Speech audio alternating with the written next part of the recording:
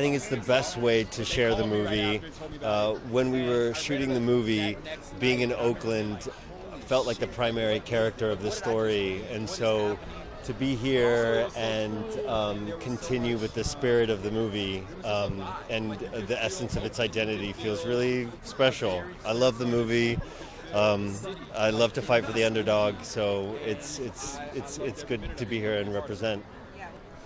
You know, I talked to the directors very transparently about not feeling cool enough to play the part, and I had all these other casting ideas for the part, and they were like, no, we want you to do it. And I was like, okay, well, but what about what about this guy? And they're like, no, we want you to do it.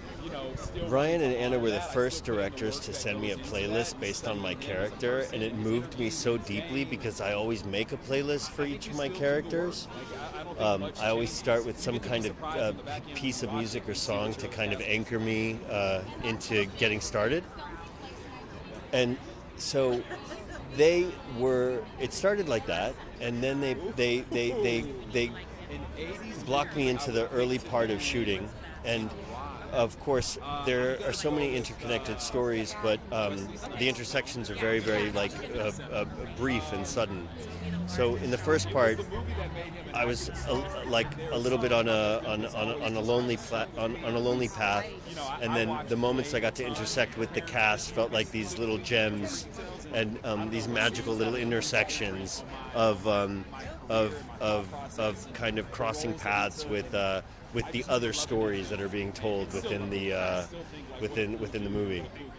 That's my favorite scene to watch, but it was the hardest scene to shoot. It was a night shoot. We were crunched for time.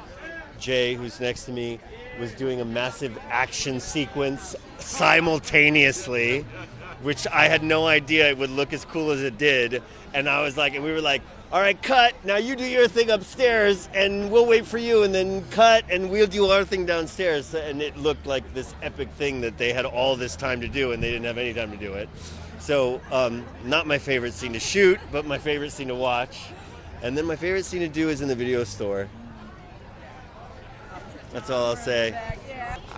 For me, there's a lot of nostalgia attached to this movie. There's a lot of love and passion that was put into making it.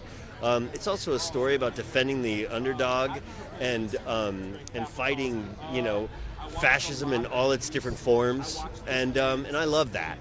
And it's very earnest in that message, and very bold and violent in a very playful way, but very, very sincere in its message of fuck Nazis.